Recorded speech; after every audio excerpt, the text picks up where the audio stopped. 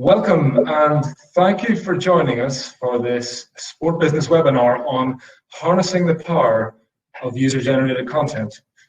My name is Kevin McCullough. I edit Sport Business's coverage of the Asia Pacific region. This webinar is, however, global in scope and in terms of the topic. The topic we're discussing applies to sports around the world, and we have a globe-spanning panel to discuss it. So we're going to be talking about the evolving world of user-generated content and its increasing importance for sport.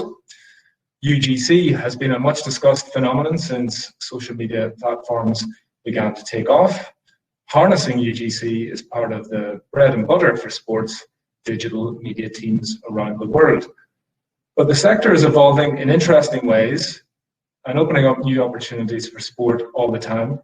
And we'll discuss these developments today. Before we start, we're going to run a quick video about one of our sport business services. And after that, I will introduce my panel.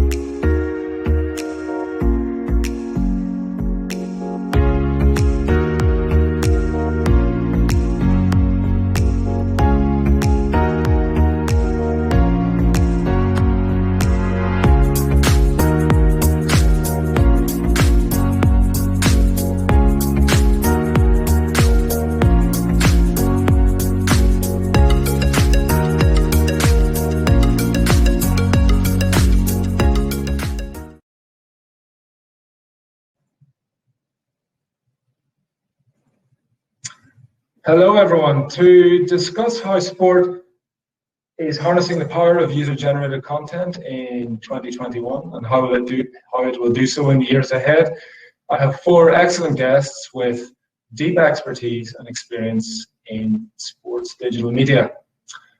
Charlie Beale is consulting partner at 7 League, the UK-based sports digital consultancy. Hello, Charlie. Hello there, Kevin. Samir Kamat is CEO of Tint, which styles itself as the world's most trusted UGC technology, with over 300,000 users across more than 5,000 brands. Tint's technology allows brands and other organizations, including organizations within sport, to manage and use UGC in valuable ways. And Samir will tell us a bit more about that soon. Hello, Samir. Hey, Kevin. Ashidara Gundevia is head of digital at Rise Worldwide, formerly known as IMG Reliance. Rise Worldwide is the Indian sports marketing group that owns the Mumbai Indians and manages the commercial operations of the Indian Super League, among other activities. Hello, Ashidara. Hi, Kevin. Thank you for having me. And fourthly, Julian Jackson, founding partner of sports and entertainment consultancy, ResultX Asia, and a deeply experienced sports media industry operator. Julian is standing in for Agora, the sponsor of this podcast, of this webinar, who he works with. Agora is a video technology company doing some interesting work at the intersection of UGC and live sports video, and Julian will be able to tell us a bit more about that soon. The webinar will last about 45 minutes. We may run a little over. We will have time to address questions from the audience, so please submit your questions using the chat function, which you'll see on the right-hand side. And with that, we'll begin. So, as I said at the top, user-generated content has been a significant area of activity and an interest for the sports industry for many years now. I'm interested to find out from the panel how it has evolved in this time and the changes that have happened in terms of how we think about UGC. Charlie, if I could start with you. We've discussed this a little. You've told me that the use of user-generated content by brands and sports properties has become more sophisticated over time. You've said this is due to a better understanding of the value exchange that lies at the heart of it. Can you explain what you've seen happen and what this value exchange is? Yeah, sure. Thanks, Kevin. I think we're all aware of the fact that we've got these little supercomputers in our pockets that are capable of allowing everyone around the world to generate their own content and become creators. As soon as that promise began to emerge, brands saw an opportunity to have immense scale, authenticity, and cheap content generated by users. And I think that obviously presented a lot of opportunities. A lot of eyes started to light up in marketing departments at the potential that user-generated content could have. I think some of the earlier executions, however, sort of didn't understand that there needs to be a value exchange between brands and the people creating content on behalf of or for those brands. So it was very much what we'd call in the UK the you've been framed approach, where for those of you who are familiar with the content format, it would be submit your home videos and we'll pay you a couple of £100 or dollars and create a show from that. So it was very much a call for submissions of user-generated content, and that was a sort of cheap way to acquire content that at scale and potentially with authenticity. And I think so users over the course of time have got gradually more wise to that, and as you've seen creator networks emerging at scale, the likes of TikTok and Twitch, there's emerged a new creator class where actually I understand that they have value, or they're creating value in and of their own rights, and so there needs to be a sort of value exchange for that. So I think there's never been more user-generated content, although the term sort of has fallen slightly out of favor. I would say we're living in a creator-led economy where leveraging the power of people to make their own content is a very smart marketing execution. It just needs to be framed within the contents of a value exchange between brand and creator. Excellent. Thank you, Charlie. Samir, can I come to you? Could you maybe quickly start by explaining for us what Tint does? And then the same question. So you obviously work in the UGC space. How have you seen it evolving over time, and where are we today? Thank you. So Tint is an enterprise UGC platform. It helps brands tell their story in the voice of their users, their fans, the employees, the influencers, because people believe what other people say way more than what the brand speaks about itself. And that is the core tenet of UGC, is the trust and authenticity that it brings to the table.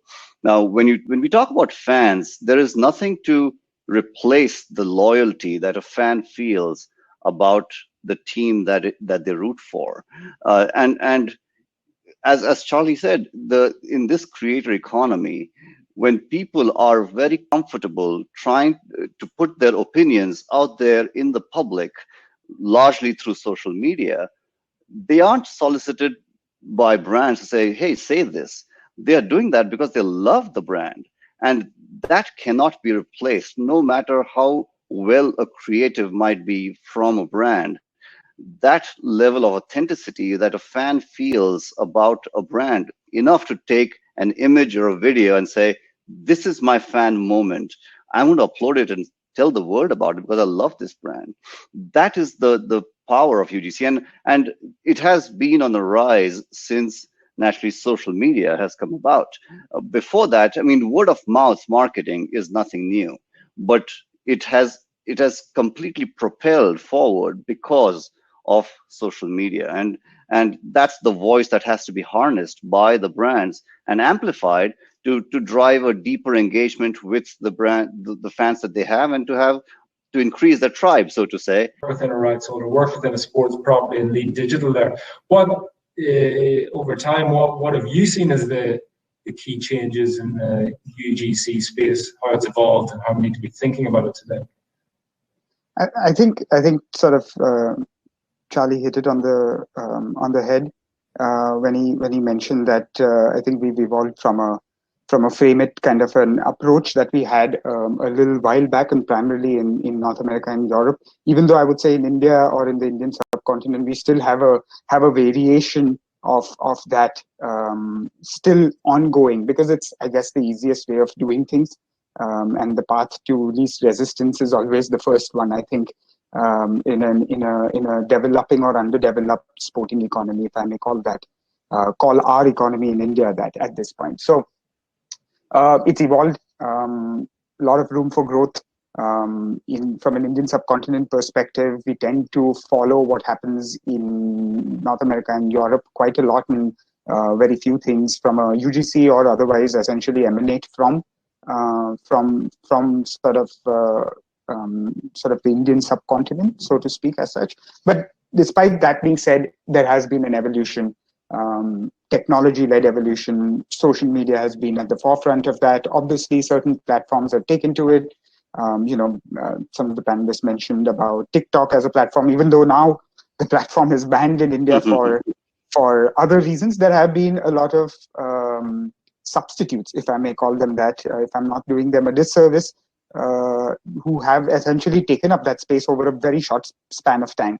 Mumbai Indians, for one sports rights holder or a team, from a team perspective, has tied up with one such short form video content creator as well at a content creation sort of partnership, and their primary agenda is to drive or utilize this partnership that they have with us to generate more user generated content on their platform, to encourage obviously Mumbai Indians fans as well as fans of other teams who they are partnered with as well, to generate more content. How they do that is obviously by creating unique challenges, is one element which is organic, and the other one which is from a paid creators side of things, I would say.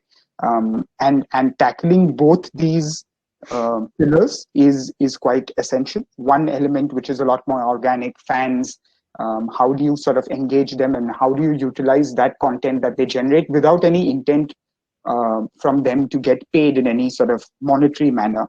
Their payment is essentially being featured.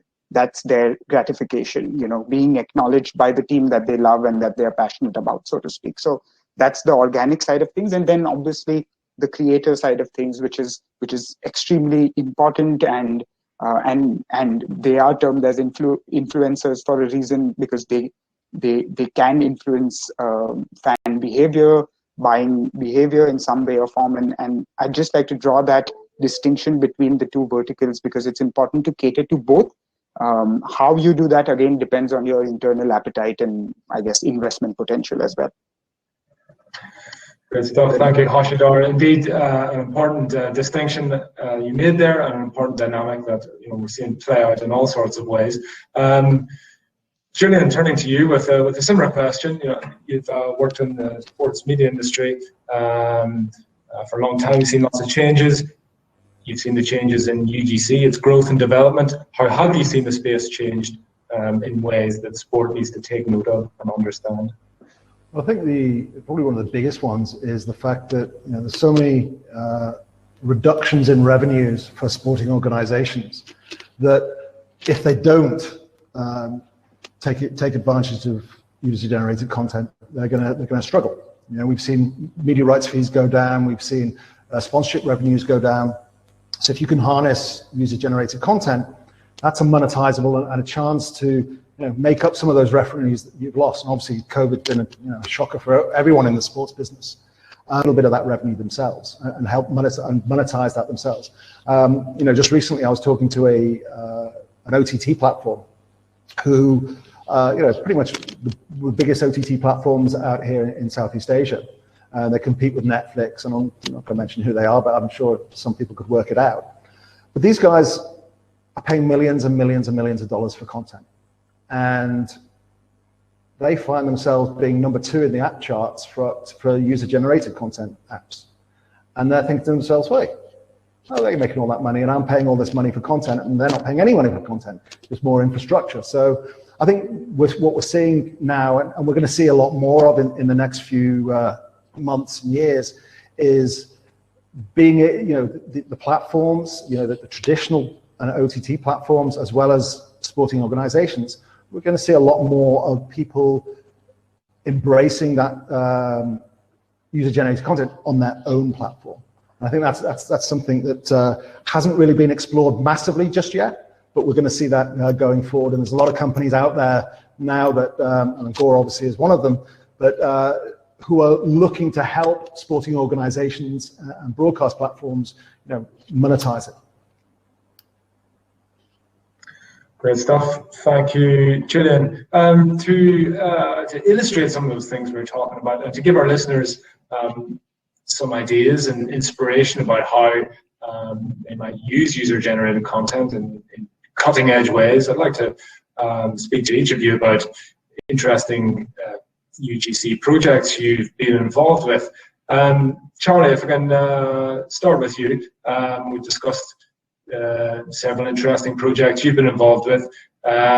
Just to pick two of them, I'm thinking of the Juventus Pitch for Twitch campaign and the NFL Europe Academy. Would you be able to tell us a little about those?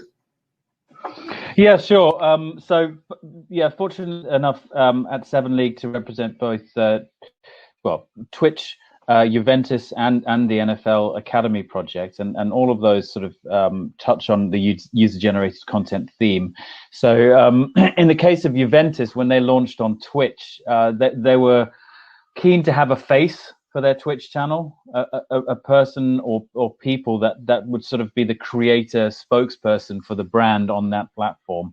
And they ran quite an innovative campaign called Pitch for Twitch, in which they invited fans to be the face or the host of their Twitch channel, and they put all the applicant fans through a series of challenges, commentate on one of our classic games, or participate in a quiz to see who's the best super fan, who has the most knowledge about the club. And they did it in a knockout format, which was really engaging. And actually the final two, it got to such a kind of fulcrum of popularity that they ended up using both finalists as hosts on their Twitch channel, which continues to grow and grow. So that's a form of UGC that's worked quite well, and I think it speaks to the point around value exchange, because those fans were getting access, they were getting a special experience, they were becoming heroes in their own right within a brand environment.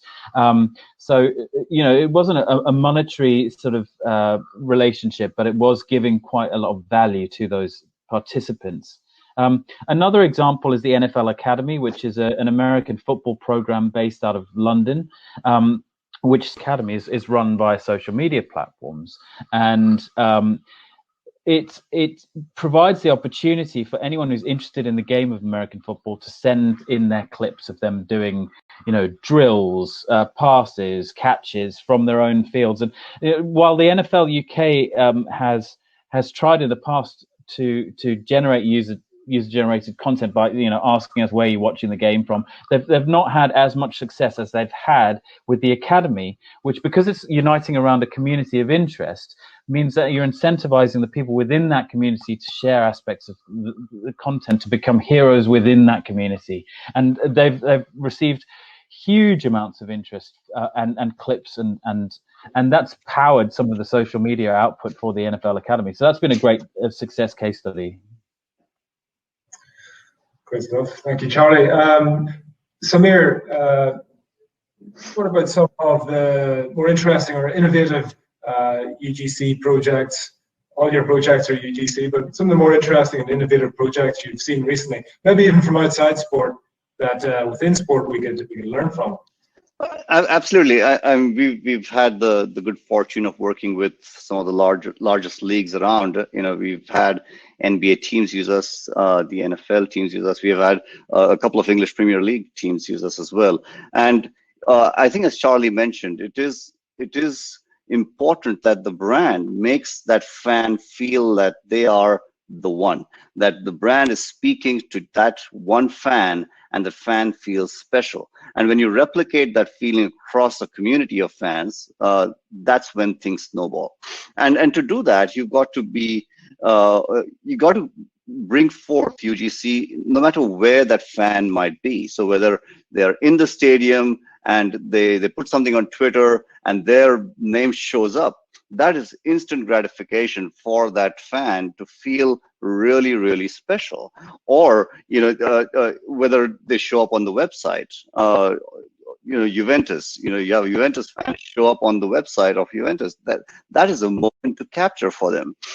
So when we look at inspiration, there are a few industries that are very comes in as UGC, and that's a different challenge. I think we'll talk about that. But one particular example I can give from a parallel universe is hospitality, where a certain hospitality chain used UGC in every possible way for their activation. So certainly on their website to showcase how great they are through the voice of their customers, but in their lobby screens, on jumbotrons when they have events like a concert, large screens activations, social media marketing, email marketing, that's a given. But they went one step further. The key cards that sit on the little tables, that has UGC in it. The card that you use to open the door, that has UGC on it. The channels that you watch on TV, the default channel, one of them was UGC, and it was streamed live 24/7. That was the most watched channel over time. So all these inspirational pieces can be brought into the world of sport, because at the end of the day, it is how do you make that one fan feel extremely special that they will tell others about this brand enough that they would influence a decision to affiliate oneself with the brand. And I think that's what it is about. It is about the feeling of community that the fans have, and how UGC drives it. Brilliant, thank you, Samir. Hoshadar, tell us, I know Mumbai Indians have been making extensive use of UGC to make its fans feel special, and it's primarily prevalent right now across the world, and we utilize that same mechanism. But I think a lot of teams and a lot of rights holders are smartening up relatively quickly to look at sort of getting those engagement touch points sort of to be integrated in-house across their own suite of products. And that's pretty much the name of the game going into the future as well. However, it depends on obviously each particular team and sporting ecosystem, depending on wherever they are, their sort of rate of maturity. And with regards to where Mumbai Indians currently functions, which is primarily within the Indian subcontinent, we still utilized social media platforms to reach out to a significantly wider audience. That, I must say, like I sort of mentioned previously, and as Julian reiterated, will change going into the future. What we did was a couple of activities. One was a virtual 1K day activity. 1K day stadium is where the Mumbai Indians play their home matches during the IPL. Of course, 2020 was unique. No fans in the stadium. In fact, the entire competition was being organized in the UAE. So it was a unique challenge, as you can imagine. So yeah, I mean, what we did was we identified fans through a sort of a mass communication across our social media platforms, asking fans to share their thoughts on why they should be featured within a virtual 1K day session, which is essentially a live watch party alongside like-minded Mumbai Indians fans watching a Mumbai Indians match as such. And what we essentially did was capture that entire interaction that they had over the course of a 3-hour match duration, and created video snippets that we could potentially brand with a partner that we had got on board, who was a large e-commerce player within the country, and create snippets out of it, which probably would contain relative sort of high points within the match, whether that's a wicket, a century, any high points within the match, and also some low points depending on how the matches went as such. What we did was create snippets out of it, co-branded it, featured fans. They got sort of gratified by virtually essentially being featured on an official Mumbai Indians platform across different distribution touch points. We got a brand on board who was essentially exposed to that content as well, which again featured fans. The show was about fans, or is about fans, wherein we gave fans an opportunity to air their views before any given Mumbai Indians match, during the mid-innings break, as well as after the match, depending on how things went. A lot of European clubs do this quite sort of intently and in a judicious manner across different distribution touchpoints. One good thing that we did was we made sure it was distributed across our slew of digital platforms, as well as another external platform which got us the additional eyeballs and obviously additional sponsorship exposure, which was crucial considering that there were no tickets to sell. There was erosion in sponsorship valuation because, you know, all the on-ground deliverables were no longer suddenly available to be exploited. So we had to make amends and we had to make good, so to speak, on certain commitments that were there on paper pre-pandemic, and we just had to make the best of the given situation. From an ISL, which is the Hero Indian Super League, which is the football league that we manage in India as well, we had multiple fan walls, which allowed fans to essentially watch the match and get featured on broadcast. The Premier League did that in 2020 as well. We followed suit, but for the entirety of the season, we got close to over 100,000 registrations or individuals who would like to be featured on the fan wall. And it was overall a nice experience, quite appreciated by the fans as well.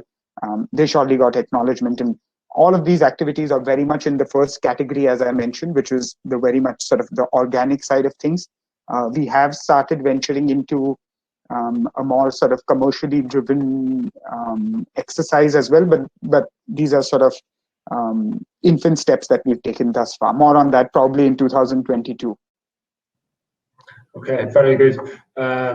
We'll call back in for an update.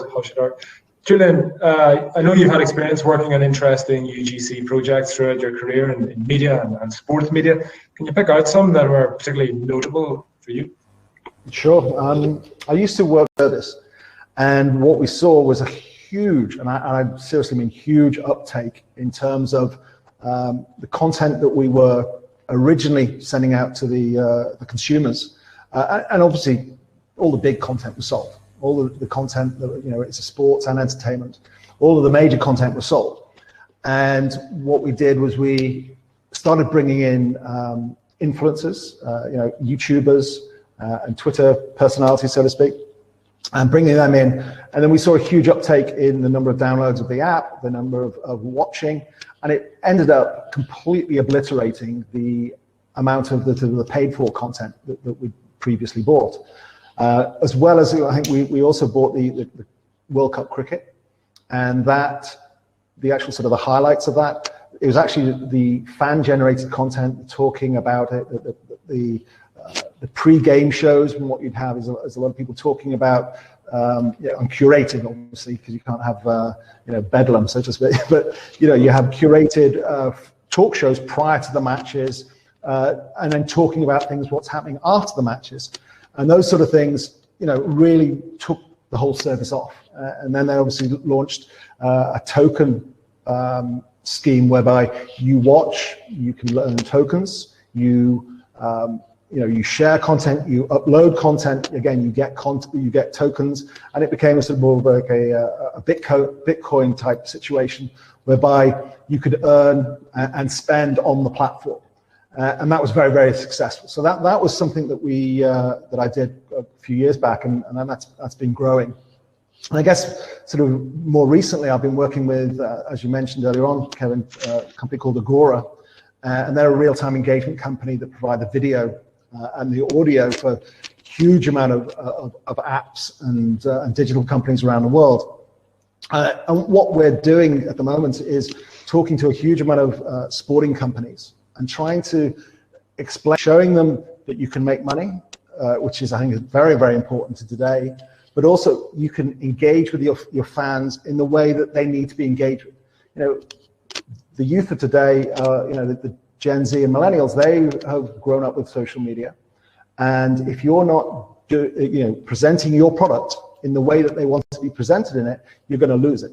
You're going to lose them as potential fans. And so if you bring them on board and give them a voice, make them be part of the story. That's what we've been talking to a number of different federations. We've been talking to clubs, football clubs, and broadcast platforms.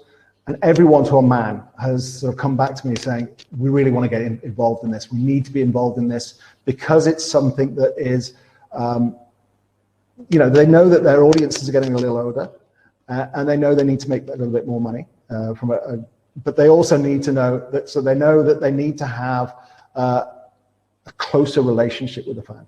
You know, how many times have we all heard the you know, Man United have 1 billion fans around the world, or whatever the number is that they claim? You don't know that. You know, you look at Facebook and you add up all of their Facebook fans, their Twitter fans, their Instagram fans, blah, blah, blah, blah. And we're seeing, you know, huge numbers. But how many of those people are actually fans? You know, it's like you may follow Manchester United because you follow David Beckham, for example. But as soon as he moved to Real Madrid, you're not necessarily a Manchester United fan anymore. And we obviously see a lot of that here in Asia. But, you know, with having things on your own platform and being able to engage with your fans on your own platform, whether it's talk shows, whether it's watch parties, this means that you actually have the data yourself. The data is not on the platform of Facebook or Instagram and everything. You know, Mark Zuckerberg is making millions, billions, I should say, out of the data. So I guess the exciting part that, you know, because I'm working with, as Harshadar was saying, you know, bringing the fan in there, into the fold and letting their voice be heard is huge. And the fans love it. The fans absolutely adore having their voice heard on an official platform. It's all very well being heard on Twitter, being heard on Facebook. That's just their friends and the people that follow them. But, you know, people who think like they do, and that, you know, that feeling of being part of the club, part of the sport, I think that's super exciting. And, you know, I think we're going to see a lot more of that going forward. Very good. Thank you, Julian. We have had a few questions coming in from the audience. There's one interesting one here I'd like one or maybe two people to answer. I don't think we have time to go around the whole room, but I can't quite figure out the name as it runs together. It looks like Gian Andrea. Says, talking about UGC and creativity, a significant restraint is coming, or constraint, I suppose, is coming from the copyrights of images and videos.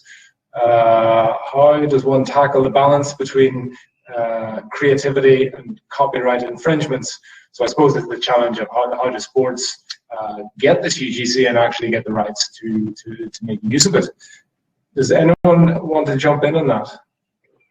Charlie? I wouldn't mind having a go. I mean, to me, I don't see this as an area to police. It's an area to open up and explore. I mean, if you look at a platform like TikTok, what they've essentially done is you've got licensed IP alongside user-generated content, and has created additional and incremental revenue. Now, if the sports industry wants to create the additional revenue it needs to offset against what Julian was describing, the decline in traditional broadcast rights or sponsorship rights, then it needs to look at how it can exploit its back catalogue and offer it up to creators in a way that the music industry has done with clips and tracks. I think that's a massive opportunity. I mean, it's a logistical nightmare when you consider how rights are sold market by market and in different rights cycles. But I'm sure there's a clever person out there who could unlock that value. Very good. Samir, you kind of jumped at the screen there. Did you want to have a shot at? Yeah. I mean, with UGC, the one thing that is very prevalent with UGC is scale. And when a brand interacts with their fans and ingests a lot of content, you're going to get content of all kinds. And it is the responsibility of the brand to make sure that the content that they reuse and repurpose, firstly, they have the rights to do so, and secondly, does not infringe copyright. So, you know, a platform like Tint is built for making sure that if someone posts something on social media, that the brand can actually reach out to that person and acquire the rights to that piece of content and then repurpose it, without which the brand is liable.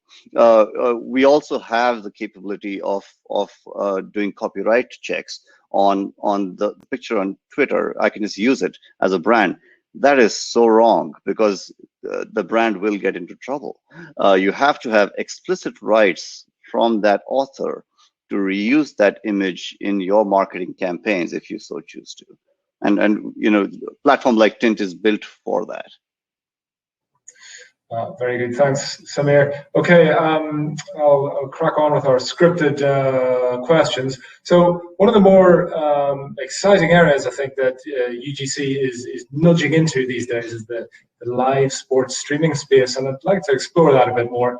Hoshidar, come to you quickly perhaps. Your projects have kind of been focused around the live, putting UGC alongside live streaming.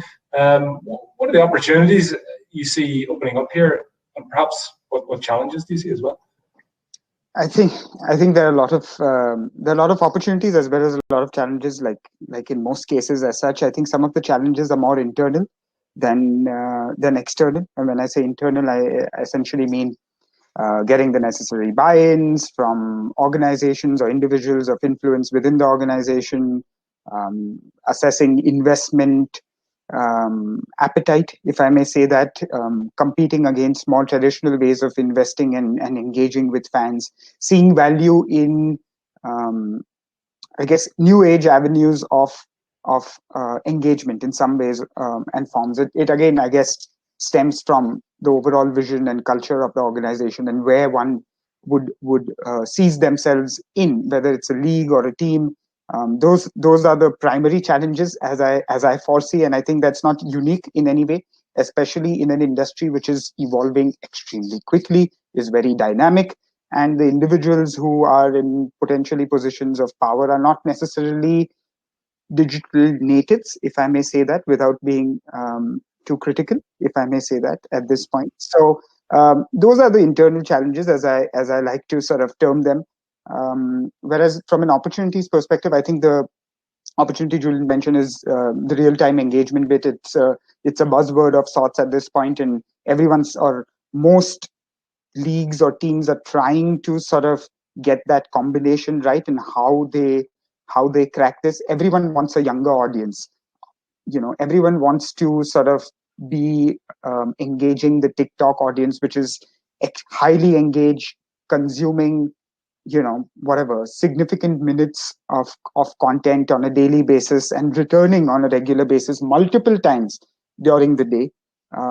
All rights holders would love that kind of cadence of engagement. In-house platforms is probably what I see as most either rights holders, leagues, depending on where the rights sit at this point in time, would probably look into going into the future, I would say.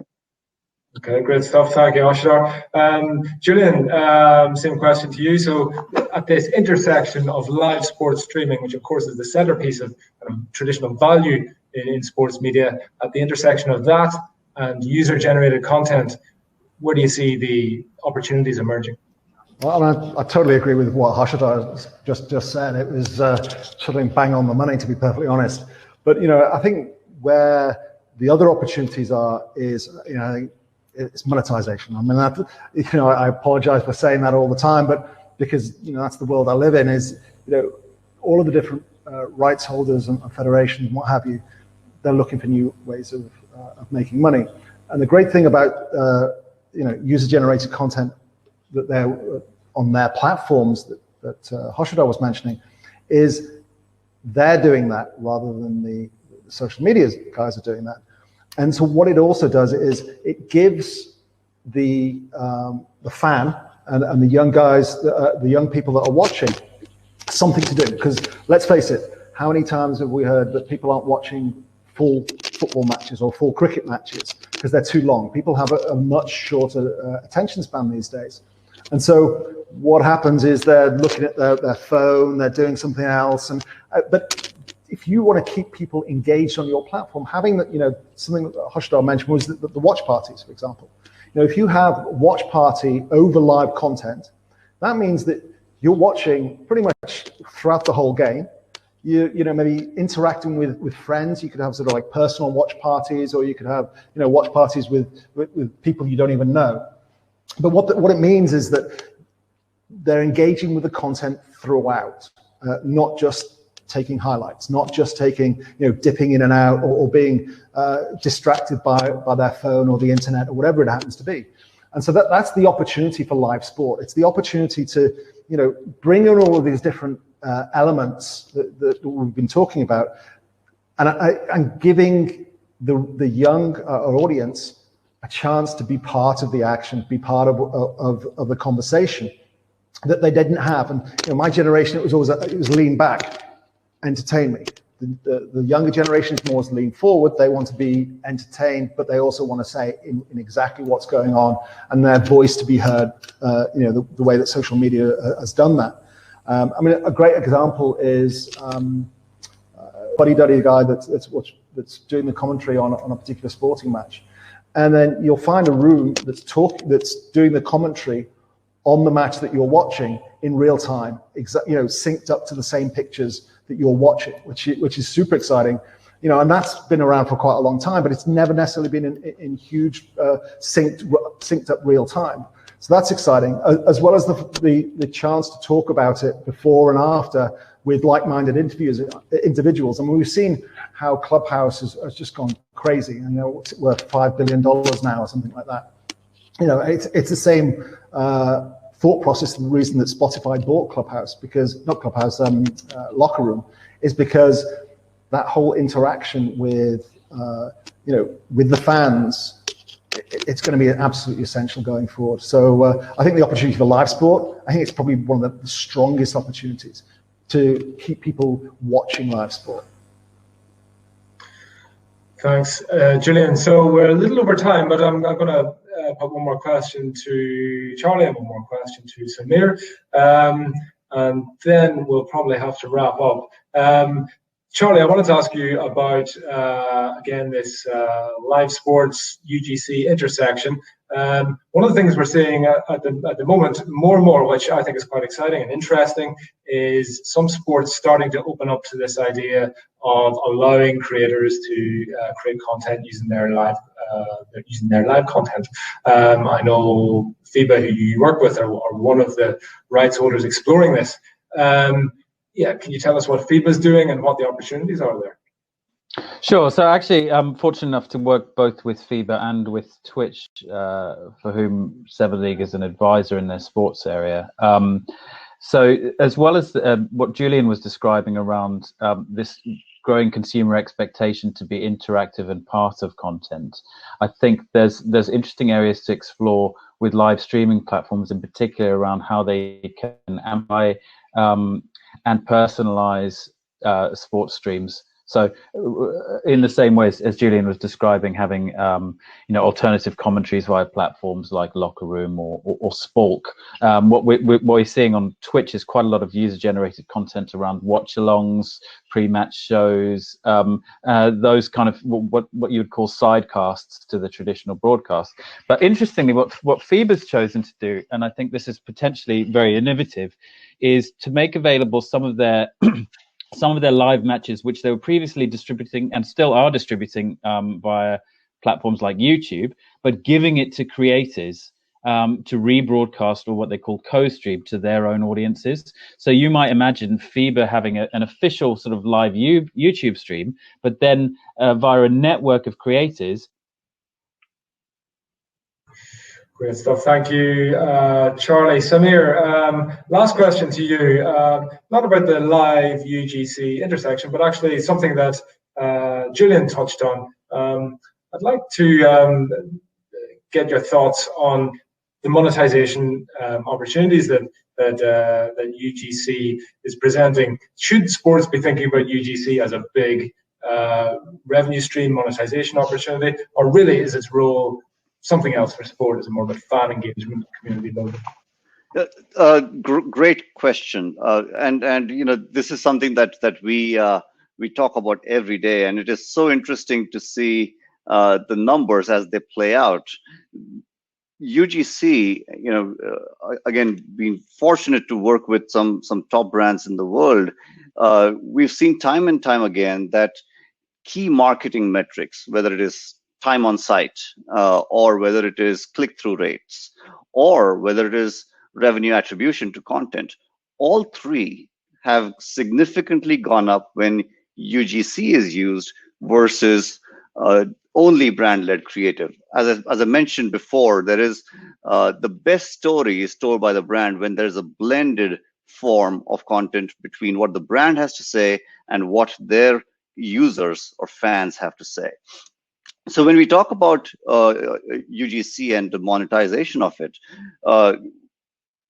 the content today can be made shoppable. And again, drawing inspiration from other verticals, we work with a lot of CPG companies, and for them, online sales, social commerce is bread and butter, and that certainly can be drawn into the world of sport, whether it's merchandise, whether it's ticket sales.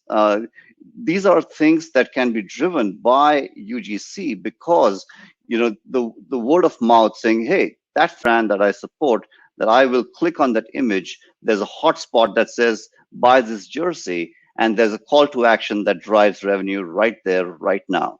And we've seen this over and over again, how UGC can be monetized. It is more than an awareness and engagement tool. It is moving towards more around revenue attribution to content, because that ROI is what brand marketers look for. What is the ROI of content at the end of the day? And it cannot stop at awareness and engagement. It has to be all the way to revenue. So we've seen a lot of success with it. Very good. Thank you, Samir. I think, unfortunately, that's probably about all we've got time for today. I thought that was a fantastic discussion, guys, with some great insights into UGC. I think all the listeners will have developed some, insights from the cutting edge there. And viewers, I hope you found it valuable. I want to thank the panelists for their contribution today. Charlie, thank you very much. Thank you. Samir, thank you. Thank you so much. Ashidar, thank you. Thank you, Kevin. And Julian, thank you very much. Thanks very much, everybody. Viewers, thank you for taking time out of your busy day to tune in. I'm sorry we didn't get through all the questions, although I think as part of the discussion we managed to answer the questions from Glenn and hopefully from James as well. If you want to give any more feedback, I'll put my email address in the chat function and you can get in touch with me. Lots more webinars to come from Sport Business in the coming months. Keep an eye on our social feeds and our daily email newsletters for information on those. Until next time, goodbye.